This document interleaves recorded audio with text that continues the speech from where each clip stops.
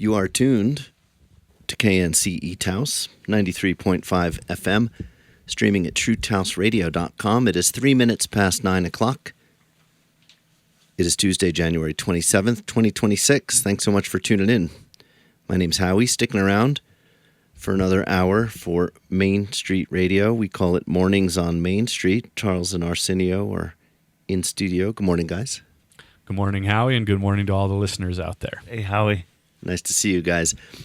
I'm going to take a little bit of a back seat today and let you guys kind of roll with it. And, we'll give folks the proper introduction to what the show is all about. We do it once a month. We're still dialing in the exact day it'll be, probably the third Thursday, I think is what we're leaning towards. Today, of course, is Tuesday. But as we kind of dial in what Mornings with Main Street is all about, we'll get the time locked in and hopefully get regular listeners once a month here on True Taos Radio. So Charles, welcome back. Arcenio, it's good to see you. Happy New Year. I guess I haven't seen you guys since the New Year, since the holidays. Is that right? Yeah, that's right. That's right. And we had an interesting discussion, too, around when does it become too late to say Happy New Year? Yeah, I know Larry David has some opinions on it. Very strong opinions. Yeah, 3 or 4 days, I think, is what he said or something like that. Yeah. But, I haven't seen you since before the holidays. So, yeah, I think it's okay. Happy New Year. I think it's okay, too. Yeah, and, one of the reasons we kind of wanted to do a show like we're going to do today is because the years seem to fly by pretty quickly. I don't know if that's just me personally or the age I am with kids, but 2025 felt like a real blur. And as we started looking back, it was like there's some really notable things that happened in Taos in 2025, sure. Things that are very relevant to our community as a whole and things that are really relevant to our downtown. So we really wanted to kind of take a little bit of a look back at 2025 and acknowledge some of the things that happened. I think that's a great idea. Of course, before we get into any of that, I would love for you to kind of introduce what the radio program is all about. Mornings with Main Street, Mornings on Main Street. I guess we're going to have to dial in on the name as well. But it's morning. We're talking about Main Street. So perhaps just a little background on the Main Street organization and how this radio program came to be. Sure. Thanks, Howie. So Taos Main Street is a local independent nonprofit organization. We are a program of the New Mexico the State of New Mexico Economic Development Department, and we exist in a partnership with the state, the town of Taos, and Taos County. So we kind of have a unique position. We always say that our real focus is economic and community development. We do traditionally focus on the downtown area just because that's the theory of Main Street is always, you start in the downtown, you start at the heart of the community, and you start your revitalization work there. And from there, it kind of grows and spreads out further. So, we approach our work through an asset-based approach, which means we're not employing a heavy top-down approach to economic and community development. We're not necessarily looking to go recruit huge companies that are going to come build data centers or anything like that. Our approach is really like we have all of these assets that exist in our community, and we want to find ways to strengthen those assets. We believe that community and economic development go hand in hand. Those two things shouldn't necessarily be separated, and things that are good for the community are oftentimes very good for the local economy as well. Yeah, awesome. Well, that's such important stuff, and it's no wonder that we can get on the radio here to talk about how people can get involved. And like you said, we're going to recap all the stuff that's gone on in the past year, and that'll, of course, inform how we look at this coming year. Yeah, absolutely. Yeah. So part of the reason we wanted to start the show, and I think we're officially saying now we're in season 2 of Mornings on Main Street. Excellent. We had season 1, which was really a pilot season, helping us kind of get our feet under us, get our bearings straight, kind of figure out what we want to do, what we want to talk about. And the idea here is really just to talk about not only Main Street as an organization, but things that are happening in our downtown, in our community, the people, the businesses, the stories that really kind of make our downtown, our plaza, and our community a special place. So we want to highlight those things. We want to bring in interesting guests that can really speak to very specific things with certain levels of expertise, and just make it, an informative and kind of fun listen in the morning. Excellent. You're here with Arcenio. You want to introduce Arcenio?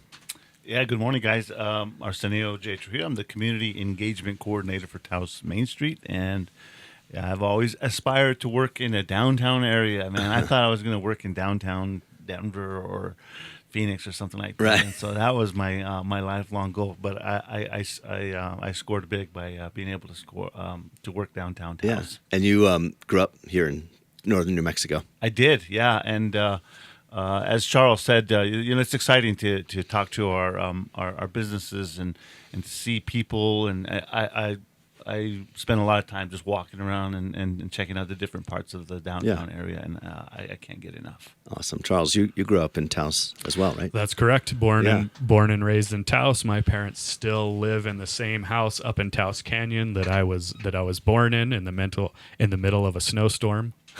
No joke. That's a real story. And so, I left for a while, but returned with my family in about 2018. And I love being back in Taos. I love the people. I feel that I'm incredibly lucky to be able to do this type of work and play a small and humble role in making our community a better place. Yeah. Well, all right. Well, where do we start? Let's kind of kick off Season 2, Episode 1, Mornings on Main Street here on True Taos Radio. It's 10 minutes past 9 o'clock and Tuesday, January 27th. We'll just remind folks who are, starting their day here, get them on track.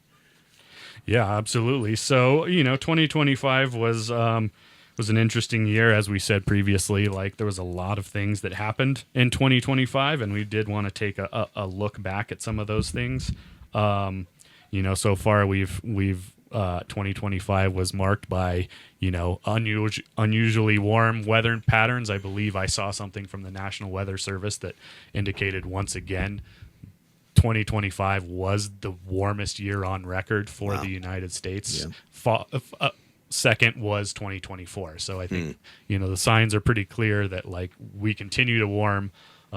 Thankfully, we had an amazing couple of snowstorms so far. We're hoping and praying for more. I did want to talk a little bit about some stuff that Main Street, in starting to rewind and go backwards a little bit. A few things that Main Street has done recently, and one thing that I think we're really excited about was we just completed the first round of our Cultural Events Fund program. So we had an open application, and we really encourage community members, community, organizations, individuals, informal organizations, businesses, anybody who is doing work in the cultural event space. We really wanted to be able to highlight and support some of their work. So part of this came out of the destination stewardship efforts that Taos Main Street is acting as a host and administrator for currently. And one of the things that was identified in this destination stewardship planning process, that took several years and had a lot of great input from community, was that, we have all of these resources coming into our community through the tourism economy. Why is it so hard to find support for these cultural events that really are one of the things that make Taos a special place?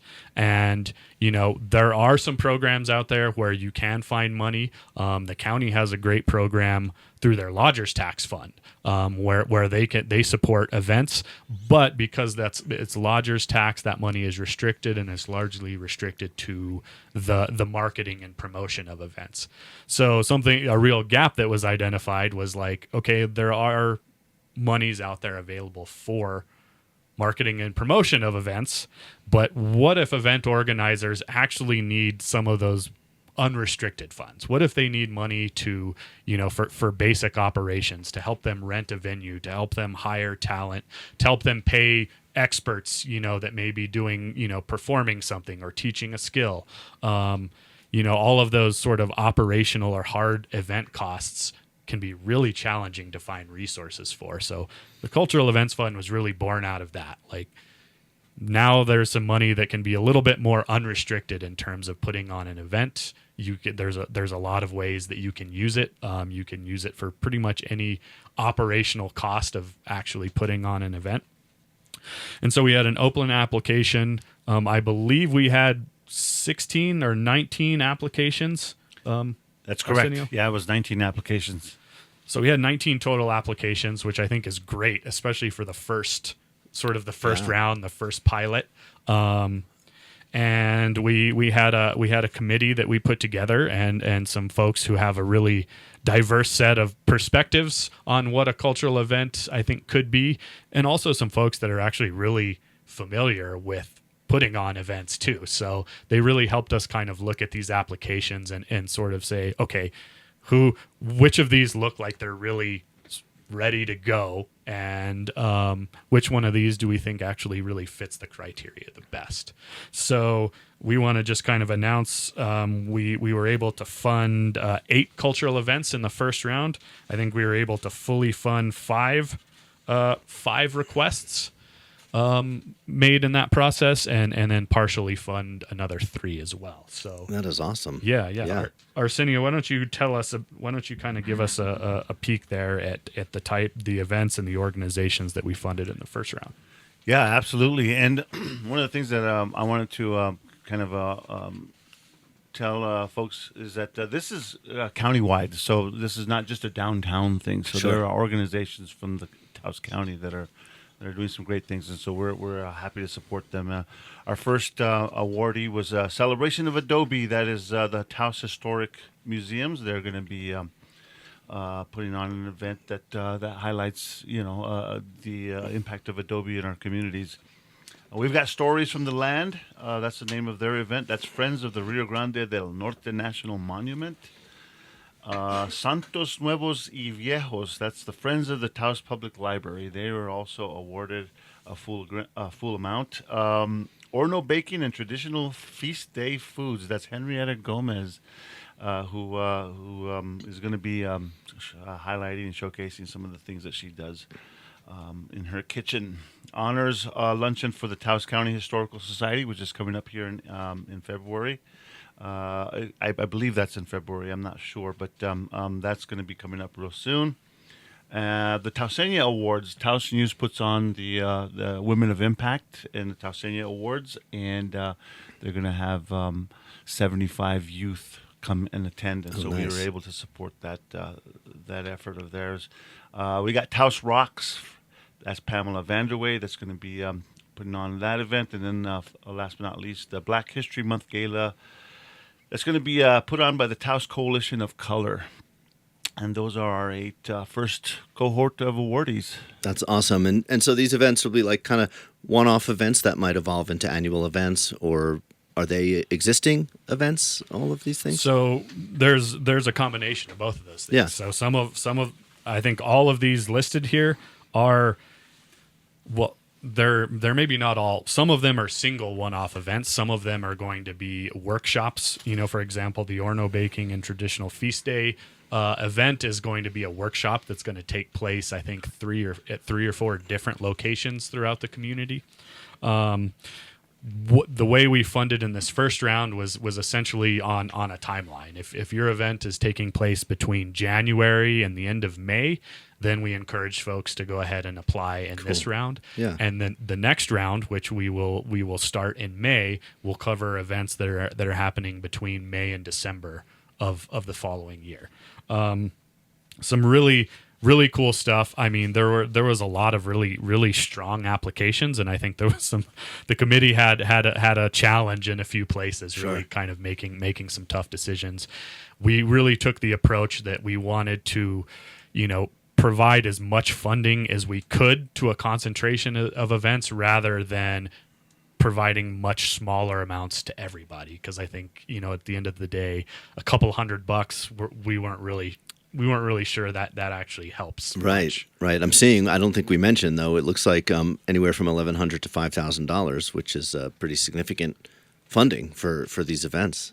Yeah, absolutely. And the intention here is, this is for this to be a bit of an event incubator too. Like, we want to see these cultural events, get off on a good start and on some good footing, and maybe continue in the future. Yeah, So and that would encourage, I imagine, other local businesses to sponsor and raise even more money and make the event bigger and better and bolder and all of the things. Yeah. absolutely. And so, yeah, just some really, really cool stuff in here. I think stuff that's really connected to northern New Mexico, that just highlights cultural events in some really fun and interesting ways. I did want to mention at the honors luncheon, I believe the Taos County Historical Society this year is honoring Larry Torres, who was one of my favorite teachers. I think he was a lot of people's favorite teacher. I would agree, and I think anybody that went to school and had Mr. Torres as the teacher at the Taos High School actually probably got a taste of some cultural events as well. I remember, I think in his class we danced the matachines at the Taos at the Martinez Hacienda as part of his class one year. So honoring one of our most brilliant sort of storytellers and a real cultural leader in that space. Icon, even. Oh, yeah. Absolutely. And yeah, part of the support that went to the Taos News and their celebrating their Tausenio Awards, as Arcenio mentioned, this year they wanted to make a really conscious effort of getting young women, from the high school and maybe some of the other schools as well, like, to that event to see, the women that are making things happen, that are leading our community in so many ways. And the committee really thought that was a really cool thing to really kind of fold in some of our young people and get them to be able to kind of experience an event like that and really see, the Tauseñas that are leading the community. So a really cool thing there as well. Yeah, very inspiring. Mornings on Main Street, we're up to 20 minutes past 9 o'clock here. It's Tuesday, January 27th. We've got a quick commercial break, and we come back with more Mornings on Main Street. We'll be right back. Welcome back, everybody. You are tuned in to KNCE, Taos 93.5 FM, True Taos Radio. We'd like to invite everybody to join us on the DJ chat and be part of the conversation. TrueTaosRadio.com. TrueTaosRadio.com. Yeah, a few folks in there right now. We should give a shout out to Ben Taos and Wooderson. Ray is there, and Mandy and Mojo. You can log in and kind of interact here. We might have an opportunity for folks to share some of their experiences from last year, from 2025, in case we didn't cover it all here. Yeah, absolutely. So we're 9:21 a.m.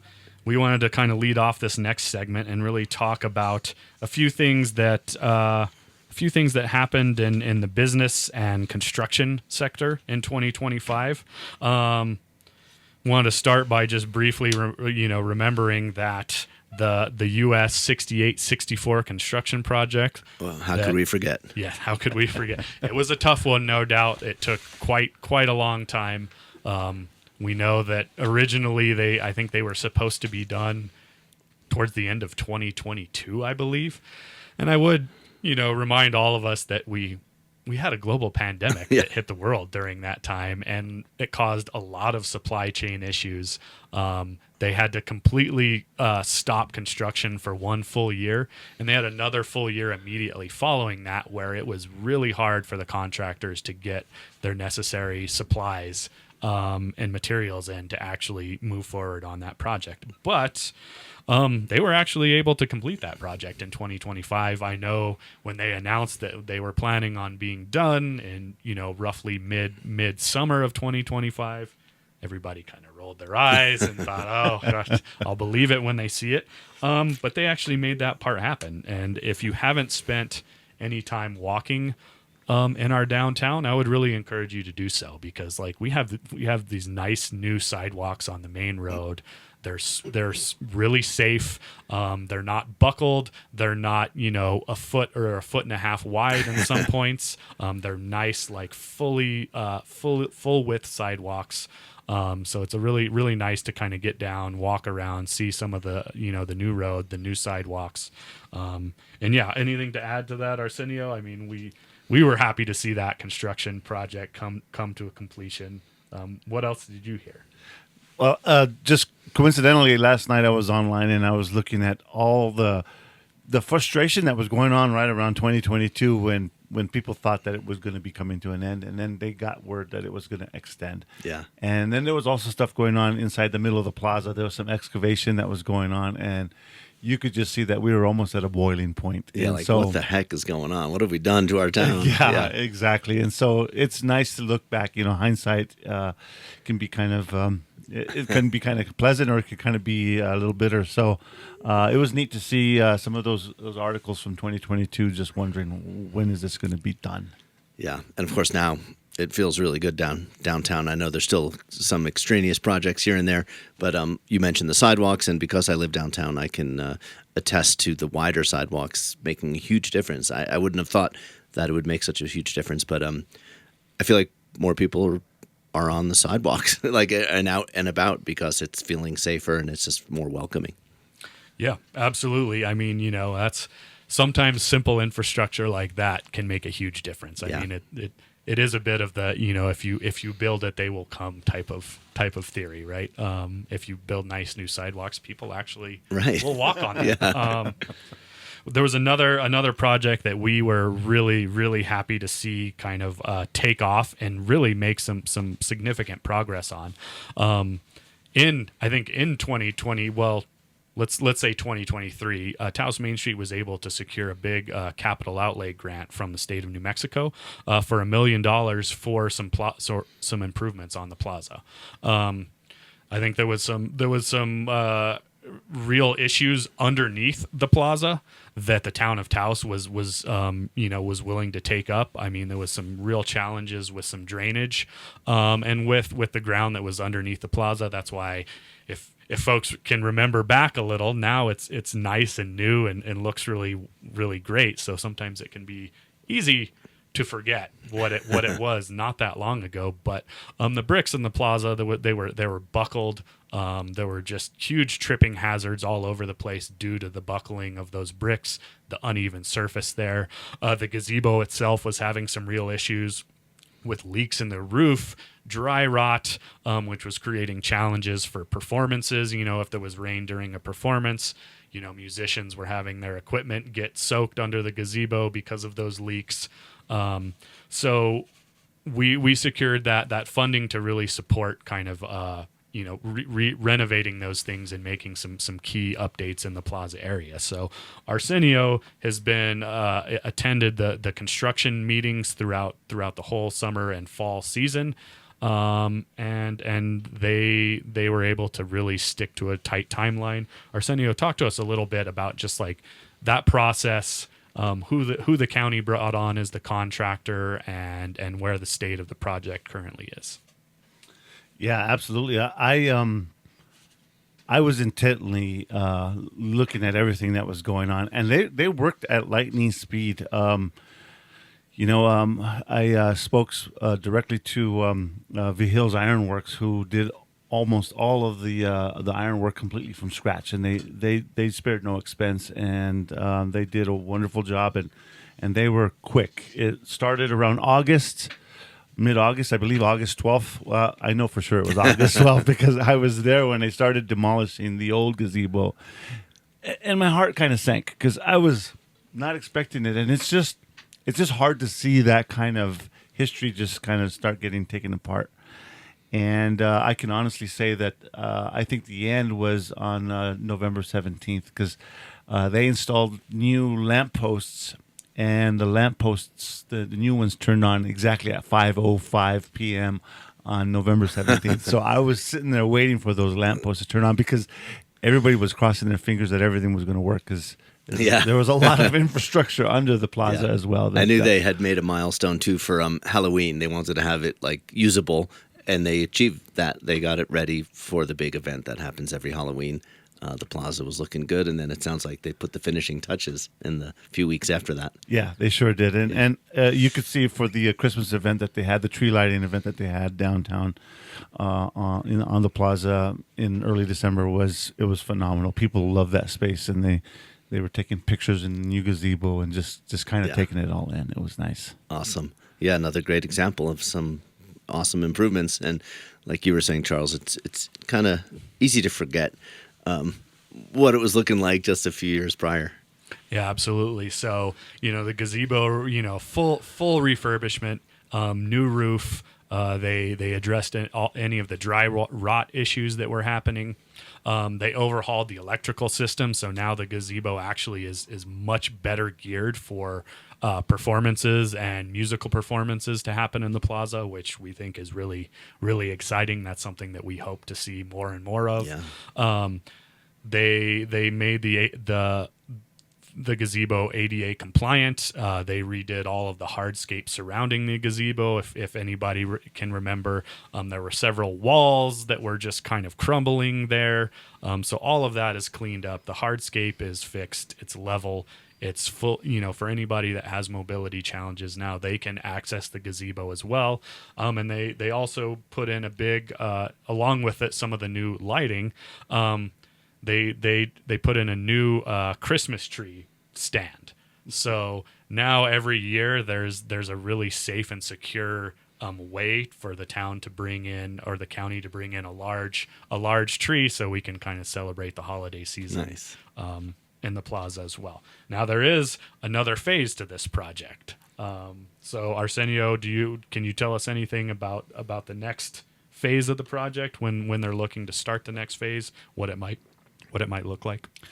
Yeah. Once again, if you go to the plaza, don't be too surprised if they start demolishing some of the stuff that's existing. So they're trying to take advantage of the fair weather that we've had, but they're going to start taking down some of the walls that surround the Veterans Memorial there, and they're going to work on that as well to make it more accessible as well. Awesome. Those steps are kind of a hindrance to folks to get up close to that Veterans Memorial. So the county is already thinking that if they get a nice window, they're going to go in and they're going to do some demolition on those walls, and then early April they're going to start phase 3, which is going to include all the fine touches that that we need to make the center of the plaza a great venue. Yeah, some shade structures perhaps, and then some more that'd be cool. Upgrades on lighting and more of a park kind of feel to it. Great. Is going to be what we're going to. Yeah. You mentioned the county. I kind of forgot that the county took over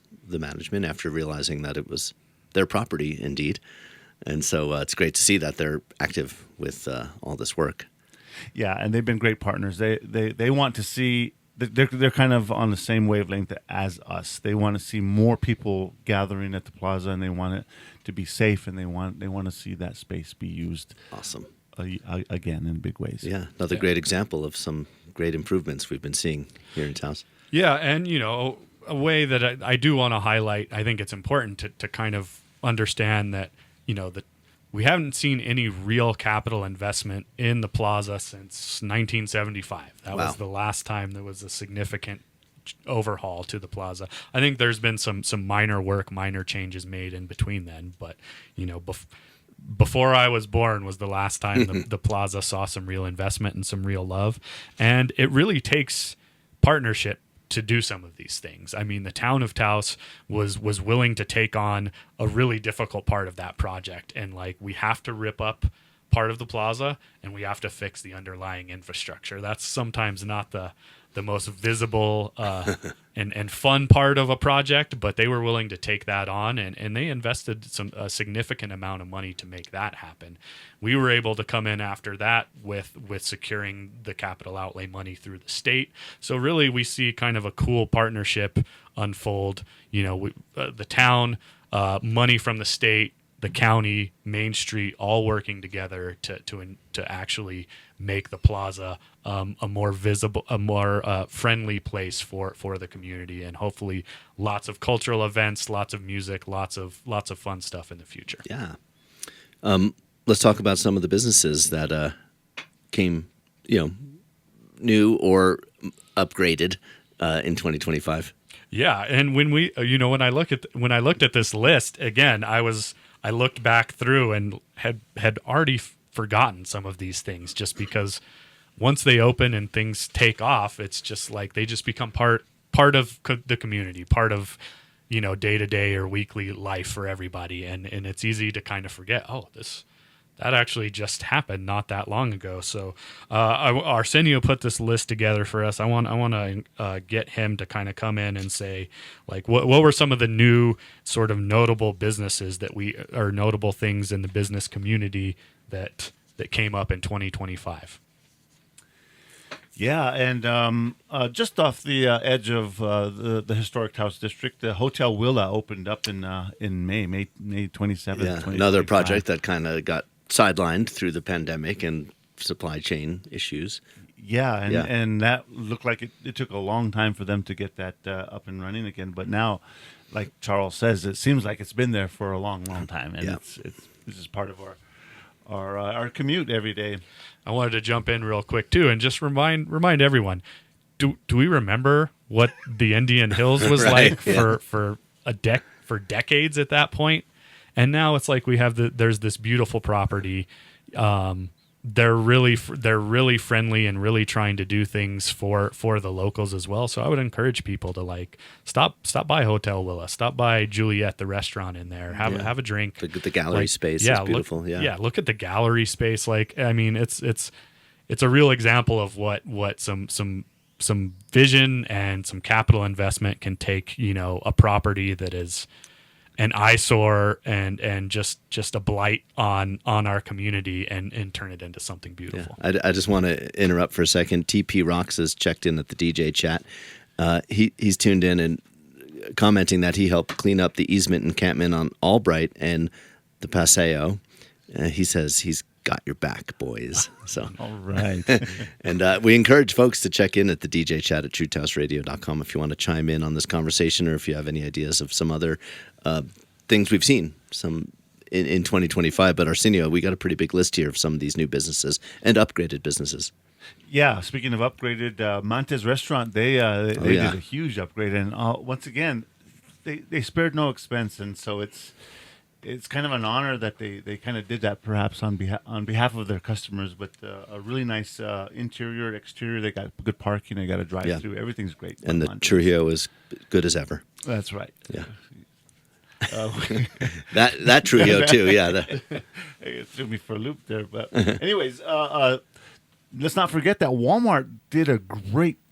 They did huge efforts to really beautify their area as well, and that took a long time. It was almost all summer long, but that was completed in October, and that included inside and outside kind of upgrades. The pink wall at the Lineberry property was demolished also in May, and that was something that we had seen all of our lives. And we didn't know Taos without that wall. I know, and when it went down, I was like, "Wow, that's a beautiful building," and it opened up the vista, to the horizon almost, and really beautiful. And Taos Bravo is going to be doing some great things with that property now in 2026. Of course, we got the Starbucks, the standalone with the drive-through that also opened up in May. A lot of stuff happened in May. A lot of coinciding with the finish of the road. Whataburger also opened in May. And that was cool. And then the North Central Regional Transit District, the RTD Blue Bus Station, also that opened up in June officially. And then, of course, our Taos Plaza gazebo. I wanted to just really quickly remind folks that we have a Maverick and we have a new Allsups on the south side of town too. And I thought those were in 2025, but they've been here slightly longer. They were late 2024. Well, that's right. Yeah. And I haven't spent much time in the Maverick, but they did a good job. It looks good. I know a lot of people are scratching their head over all the gas stations, but it's nice to have it, and people are using them. There's always lines. It's a lunch. Yeah. It's on the lunch round. That's right. Yeah. Such good stuff. You're tuned to KNCE Taos, 93.5 FM, streaming at TrueTaosRadio.com. It's mornings on Main Street. Happens once a month here on KNCE. Charles and Arcenio. My name's Howie. Sticking around at some point, Charles, you'll be at the helm. You'll be here in the driver's seat, taking the control of the radio program. DJ Sidney Ray chimed in on the DJ chat. That beautiful design for Hotel Willa came from Taos's very own Living Designs Group architects. How about a shout out for local talent? I couldn't agree more. Living Designs Group doing a lot of great work in and around town, Taos Ski Valley. They've done a lot of work. And I believe they did Montes as well. Yeah. Montes. They also did the design work for the plaza and then the gazebo, and they also did the design work for the county courthouse on the plaza as well. DJ Sidney Ray, he's in the know. DJ Sidney Ray, of course, here on The Blender every Monday from 10 until 1. And it's great to see him chiming in there on the DJ chat at TrueTaosRadio.com. Big thanks to DJ Sidney Ray and TP Rocks for chiming in. What else we got? I know we have a little commercial break coming up here in a few minutes. But you got something lined up for our final 10 or 15 minutes? Yeah, I think in the last little segment here, I think we wanted to mention a few other notable things in northern New Mexico, just some things having to do with politics, sports, education. There was some notable passings in our community, so we wanted to give a little space and a little time to acknowledge, some of the notable people in our community. It's by no means a comprehensive list, but there's a few people we wanted to mention as well. And then, just a little bit of looking forward, what we're going to cover in the show in the coming months. Excellent. You're tuned to KNCE Taos 93.5 FM, streaming at TrueTaosRadio.com. Mornings on Main Street is underway. Coming up at 10 o'clock, Cat and High Frequency Radio. Cat will be here from 10 till noon. Floyd's Jukebox, here from noon until 4. Tonight you'll get Tonal Ranger Radio, some World on Tour. Girls Just Want to Have Fun. Tuesdays here on KNCE. We'll be right back. Welcome back, everybody. You're listening to KNCE Taos 93.5 FN, KNC Taos 93.5 FN, True Taos Radio. Please join us on the DJ chat and be a part of the conversation. And we wanted to kind of circle back. One other thing Arcenio forgot to mention in that business section of some new changes in the business community in Taos. What was that? What was that thing, Arcenio? Well, it's the Town and Country. The big building that's happening on the south side. Yeah, they're really getting after it. I noticed some significant improvements advancement. It's getting really kind of taking shape, taking shape. It reminds me of the Disney movie Cars. You remember when they put in a new pavement in the middle of the road, people go crazy because they think that their places need an upgrade. And so just like Charles said earlier, if you build it with public funds, private funds follow. Yeah, absolutely. So some great investments, some public investments in our community, in our downtown, and as Arcenio just said, that's actually a key component to the approach of Main Street. Is like you need that public investment happening to really see the private investment happening in those areas. People, businesses, entrepreneurs. They certainly when they look at an area they want to spend time in, or they look at an area where maybe they want to consider, opening or starting their own business or event. If things are beat up, they're not highly. There's not a lot of motivation there, right? But when they start to see public investment happening, when they see that the town, the county, the state are all investing in the downtown and are investing in infrastructure, that really gives the private sector a lot of confidence to say, you know what, I think I want to try and open up a new business downtown. I think I want to have try this new event in our downtown. So we're really excited for the future of downtown. Sure. So jumping into this next segment again, we just wanted to talk. Not real formally, informally, just about some interesting things again that happened in 2025 on some other fronts. So, we've already talked about the long highway project that wrapped up in mid-May. Another really notable thing that happened very recently, the town of Taos officially changed the name of the park in the middle of town to the Red Willow Park. I know that there are plenty of community members that followed that. And I would encourage any community members, you can go on the Town of Taos's website and pull up some of those meetings. And I was at Arcenio. I was absolutely blown away by the statement from the tribal council at the Pueblo. They had a member of the Taos, the tribal council from the Pueblo came and gave a statement, ultimately in support of changing the name. And honestly, it was one of the more powerful statements I've ever witnessed and I've ever listened to. And I think, if you have any inclination or interest in how any of that unfolded, like absolutely go back, take a look at that, listen to the wise words from the tribal council of the Pueblo. Yep. Next up, we had an election. We had Dan Baroni win a third non-consecutive term in Taos mayor, and we also had two new council members elected. We had Billy Romero and Tetsuro Namba winning council seats, and I believe they're all already off to the races. There's always lots to do. They're going to have a busy session tonight. I know there's a gathering planned for outside of the town council chambers. Absolutely. We got to learn a really interesting thing about New Mexico electoral politics. Richard Dickey Chavez retained his municipal judgeship, and apparently after a recount, it was a statistical tie. And when one of those occurs in the state of New Mexico, they actually determine the winner by coin toss. They actually even broadcast it. I got to see a video recording of it, and sure enough, the judge tossed the coin. It rolled into the corner. I can't remember who it was who called, what they called, but that was it. It was decided, and everyone was like, okay, shaking hands, and that's how it goes.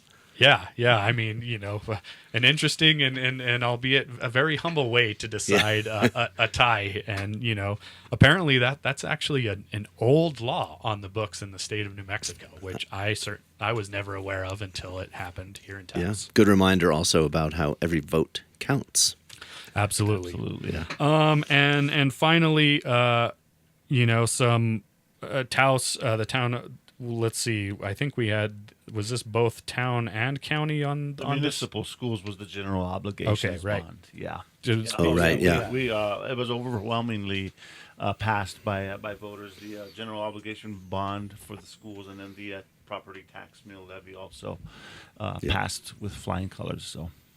Yeah, it was great to see a lot of civic involvement, community really getting after it. Yeah, I think it kind of does note that when you put those things to the voters, when the idea of supporting education and healthcare in our community, I think the voters overwhelmingly choose to support those things. Yeah. In this next section again, not comprehensive by any means, but we did want to note a few notable passings that we found in looking through the Taos News in 2025. Again, we want to give condolences to friends and family of all of these people and just acknowledge some of these folks. I want to speak to the first one, but I want to have Arcenio jump in and kind of go through this list a little bit. We had the passing of Ken Blair. Who was a hotelier, a businessman, longtime owner of the Sagebrush, the Quality Inn. He actually built the convention center and the Comfort Suites as well during his ownership of those properties. I think almost everybody in Taos at a certain point has either had a friend or a family member that worked for Ken Blair. And at a celebration of life, absolutely packed house at the Sagebrush Convention Center, and I think that says a lot about somebody when people show up to celebrate your passing. It's a full house, and you have people from all across the community to come celebrate, say some kind words, and share some stories about you. So, condolences to the Blair family. I've been close with their family since I was a kid. Awesome. Arsenio? Yeah. Taos Ski Valley lost a couple of notable folks this past year as well. Elizabeth Brunel, the Thunderbird Lodge owner, she died at the beginning of the year in January 1st, 2025. Real tragic loss of Simon Philo Tate, who was an adaptive ski instructor up at the Ski Valley. He also passed away in the late ski season last year. Walter Rigg, I hope I pronounced Rug, that. I believe it's pronounced Rug. Rug, Yeah. yeah, he was a ski lift builder and operator. Yeah, those are the standouts from Taos Ski Valley. Deacon Donald Martinez also late in the year, December 18th was the date of Deacon Donald Martinez, and a longtime servant of the Our Lady of Guadalupe. Fermin Torres, also rancher, farmer, and community leader. He died early in the year. We do want to recognize Valdemar de Herrera, who was a World War II veteran. And I believe he was on the long walk or the death march. Yeah. In World War II. 105 years old. 105 Wow. years old. Yeah. What a life. Anybody else want to take over? A few other characters. We had Brian, is that Steger, downtown gallery artist, passed away in 2025. We had Reverend Edwin Nettleson, pastor here in Taos, who passed away in November. We had Michael McCormick. I think most of us were familiar with McCormick's gallery there in our downtown. Definitely famous writer, poet, gallery. I knew Michael. I've known Michael McCormick's sons my whole life, so condolences to his family as well. And then Dwayne Hopper, a Vietnam veteran and silversmith, who also passed away in 2025. Then one other person that popped up also was Tony Benson, a geologist, educator, rancher as well. He was 85. He passed away in the middle of May of 2025. I did want to say Reverend Edwin Nettleton. He married my wife and I, and so it was kind of it was a little sad to see him go. But an avid flyer, pilot, and pastor over at the St. James. Great to acknowledge, and so many names of a lot of folks probably recognize, and no small contribution from any of them to the community, right? I think of you mentioned the Ski Valley. I got to work with Walter Rug and Elizabeth Brownell, and they were really pioneers. It's no wonder they call that book The Ski Pioneers, but not just of the ski community, but of Taos and northern New Mexico. Yeah, all of these folks, obviously, like you just said, Howie, an important part of the history and the story of Taos, and again, all people that contributed in a variety of ways, and so we wanted to take a little time to just acknowledge those folks, their friends, their family, and just how they contributed to the rich history and culture, and everything that makes Taos such a unique place. I'm just looking at our notes here. Yeah, what were you going to say? No. Oh, yeah, and I noticed that. I think we talked about it earlier too. The weather was a significant story for 2025 as well, and it was nice to see that we got some winter here just in the last few days, right?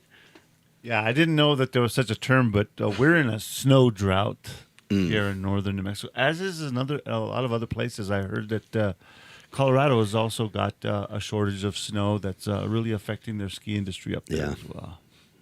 So lots of things to consider, but what a great recap of all the work MainStreet's been doing for 2025 and looking ahead to more to come. Yeah, looking ahead, I think next month in particular, we wanted to take a little time and do a section, do a show that's really kind of going to focus in on the business and the local economy. So we've got a potential guest lined up. We can't announce today because we don't have an official confirmation, so I don't want to tease that out until he officially says yes. But hopefully we can get him confirmed, and he's got a really interesting a position and level of insight to opportunities that he sees in the Taos economy, trends that he's seeing, hoping that can all be very informative. And we also want to start talking about the brick a little bit, which is an initiative that Taos Main Street has been working on for some time now, but it's really materializing. So the brick stands for the Business Resource and Innovation Center. Again, this is a project that represents a partnership between various entities in Taos, including Taos Main Street, the town of Taos, Taos County, SBDC, the Chamber of Commerce, UNM Taos Hive. So a lot of the entities that are focusing, around business support, sort of economic development type of work. The building at 115 Civic Plaza Drive has been dedicated. At least most of the building has been dedicated to the brick. So we're really excited to kind of kick off some conversations about the brick. The town currently has some contractors working to make some final renovations to the first part of the building. And here in the winter to early spring, we're really looking at actually officially launching the brick. So coming right up. It'll be phase one. The idea behind phase one is really to kind of create a one-stop shop type of environment. So if you're looking to connect with local organizations, business support organizations, resources, like it's going to be a one-stop shop. Eventually, not 5 days a week, but probably at least 1 day a week, we're going to have some relevant staff members from both the town and the county that are going to be there. So if you need a permit, a business license, things like that, there's going to be a one-stop shop where you can show up. You're not going to have to go sort of back and forth between awesome. Town and county. Great idea. And while they're there, hopefully you'll be able to take advantage of being able to connect with Chamber of Commerce, with the SBDC, with Taos Main Street or the UNM Taos Hive. Really, the first phase is just to kind of get the door open, get people used to the brick as a concept and as a one-stop shop. And we really want to kind of help Taos become a more business-friendly place. We certainly have heard for years where at times Taos can feel like an unfriendly place for business, and the brick is one way we want to start kind of breaking that wall down. And making it a more friendly place, giving some of our aspiring entrepreneurs, access to resources, insight, coaching, to really kind of help their vision of new business in Taos come alive. Yeah. So. And the Main Street website has some information on the brick and all the stuff we've been talking about. Absolutely. Please check out taosmainstreet.com. You can find a variety of resources. Everything that we've talked about is there. It's pretty easy to navigate as well. So just take a stroll through the website and learn more. Obviously, if you want to connect with either myself or Arcenio, we encourage that. People who are looking to get involved, who have great ideas that they want to get off the ground. We always are interested in connecting with those folks. So again, follow social media. We're just Taos Main Street, Facebook, Instagram. Follow us there. We have a newsletter that you can sign up for on the website that has lots of great information on a monthly basis. Comes out the first week of every month. My email address is director@taosmainstreet.org, and you can find Arcenio at community@taosmainstreet.org. I'm looking at the website, and I haven't looked at it in a little while, and I see you've put a new slideshow here on the homepage. It's really a lot of great photos flashing by as we talk here. taosmainstreet.org. Looking good. Guys, we're out of time for Season 2, Episode 1. Mornings on Main Street wrapping up. We don't have an exact date yet. It'll probably be the week of February 16th, which is the third week of the month, and that's when we're looking for this regular program to happen. So we'll get into that, and I'll, of course, announce here on KNC in the coming weeks when it's going to happen and what folks can expect. Yeah, absolutely. We're excited, and in the meantime, I'm going to have a little coaching from Howie, and he'll slowly start to kind of get you in the driver's seat. That's right. Step a little away from the show, and I'll be sitting in the driver's seat, and hopefully I can fill those big shoes that Howie. Got it. Wears. You got this. No problem, guys. Thanks so much for taking some time and for all the work you do through Main Street. taosmainstreet.org, and tune in to Mornings on Main Street once a month here on KNCE. Have a great day, guys. Thanks.